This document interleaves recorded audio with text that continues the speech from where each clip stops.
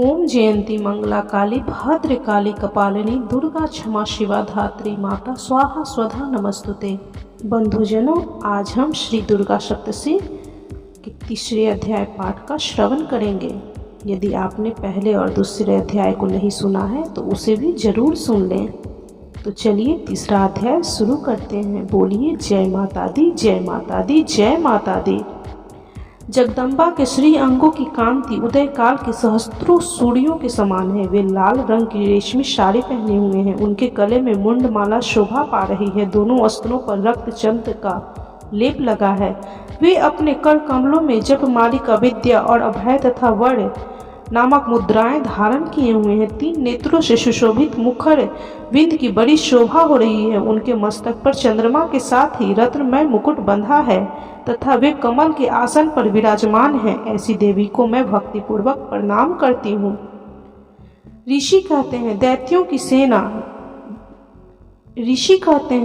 की सेना को इस प्रकार तहस नहस होते देख महादैत्य सेनापति चिक्षुर क्रोध में भरकर अंबिका देवी से युद्ध करने के लिए आगे बढ़ा। वह असुर रणभूमि में देवी के ऊपर इस प्रकार बाणों की वर्षा करने लगा जैसे बादल मेरुगिरी के शिखर पर पानी की धारा बरसा रहा हो। तब देवी ने अपने बाणों से उसके बाण समूह को अनायास ही काटकर उसके घोड़ों और सारथियों को भी मार डाला। साथ ही उसके धनुष तथा अत्यंत ऊंची ध्वजा को भी तत्काल काट गिराया। धनुष कट जाने पर उसके अंगों को अपने बाणों से बिंध डाला। धनुष, रथ और घोड़े सारथियों के नष्ट हो जाने पर वह असुर ढाल और तलवार लेकर देवी की ओर दौड़ा। उसने तीखी धार वाली तलवार से सिंह के मस्तक पर चोट करके देवी की भी बाईं भुजा में बड़े वेग से प्रहार किया। राजन, देवी की बांह पर पहुंचते ही वह तलवार टूट गया। फिर तो क्रोध से लाल आंखें करके उस राक्षस ने शूल हाथ में लिया और उसे उस महादैत्य ने भगवती भद्रकाली के ऊपर चलाया।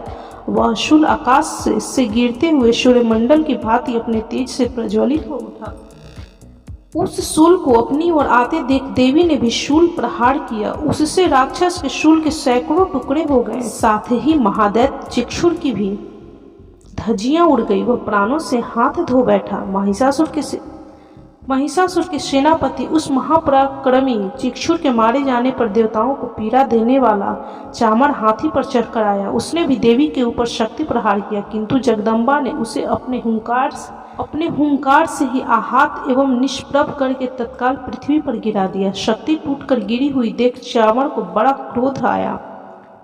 अब उसने शूल चलाया, किंतु देवी ने भी अपने बाणों द्वारा काट डाला। इतने में ही देवी का सिंह उछलकर हाथी के मस्तक पर चढ़ बैठा और उस दैत्य के साथ खूब जोर लगाकर बाहु युद्ध करने लगा। वे दोनों लड़ते लड़ते हाथी से पृथ्वी पर आ गए और अत्यंत क्रोध में भरकर एक दूसरे पर बड़े भयंकर प्रहार करते हुए लड़ने लगे। तदंतर सिंह बड़े वेग से आकाश की ओर उछला और उधर से गिरते समय उसने पंजों की मार से चामर का सिर धड़ से अलग कर दिया। इसी प्रकार उदग्र भी शिला और वृक्ष आदि की मार खाकर रणभूमि में देवी के हाथों से मारा गया तथा कराल भी दांतों, मुक्कों और थप्पड़ों की चोट से धराशायी हो गया। क्रोध में भरी हुई देवी ने गदा की चोट से उद्धत का कचूमर निकाल दिया। भिंदीपाल से वाष्कल को तथा बाणों से ताम्र और अंधक को मौत के घाट उतार दिए। 3 नेत्रों वाली परमेश्वरी ने त्रिशूल से उग्रवीर्य तथा महाहनु नामक दैत्यों को मार डाला। तलवार की चोट से विडाल के मस्तक को धड़ से काट गिराया। दुर्धर और दुर्मुख इन दोनों को भी अपने बाणों से यमलोक भेज दिया।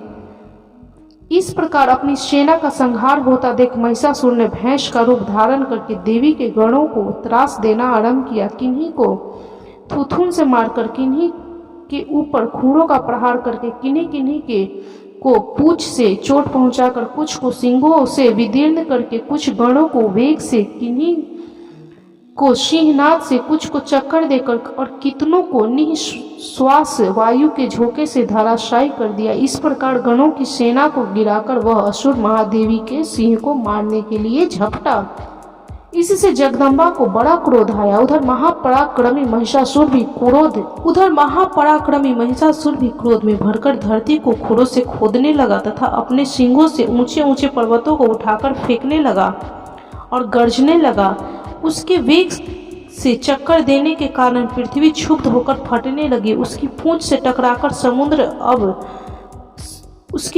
टकराकर समुद्र सब ओर से धरती को डुबोने लगा। हिलते हुए सींगों के आघात से विदीर्ण होकर बादलों के टुकड़े टुकड़े हो गए। उसके श्वास की प्रचंड वायु के वेग से उड़े हुए सैकड़ों पर्वत आकाश से गिरने लगे। इस प्रकार क्रोध में भरे हुए उस महादैत्य को अपनी ओर आते देख चंडिका ने उसका वध करने के लिए महान क्रोध किया। उन्होंने पाश फेंककर उस महान असुर को बांध लिया। उस महासंग्राम में बंध जाने पर उसने भैंस का रूप त्याग दिया और तत्काल सिंह के रूप में वह प्रकट हो गया। उस अवस्था में जगदम्बा ज्यों ही उसका मस्तक काटने के लिए उद्यत हुई त्यों ही वह खड्गधारी पुरुष के रूप में दिखाई देने लगा। तब देवी ने तुरंत ही बाणों की वर्षा करके ढाल और तलवार के साथ उस पुरुष को भी बिंध डाला। इतने में ही वह महान गजराज के रूप में परिणत हो गया तथा अपनी सूंड से देवी के विशाल सिंह को खींचने और गरजने लगा। खींचते समय देवी ने तलवार से उसकी सूंड काट डाली। तब उस महादैत्य ने पुनः भैंसे का शरीर धारण कर लिया और पहले की ही भांति चराचर प्राणियों सहित तीनों लोकों को व्याकुल करने लगा। तब क्रोध में भरी हुई जगन माता चंडिका बारंबार उत्तम मधु का पान करने और लाल आंखें करके हंसने लगी। उधर वह बल और पराक्रम के मद से उन्मत्त हुआ राक्षस गरजने लगा और अपनी सींगों से चंडी के ऊपर पर्वतों को फेंकने लगा। उस समय देवी अपने बाणों के समूह से उस फेंके हुए पर्वतों को चूर्ण करती हुई बोली।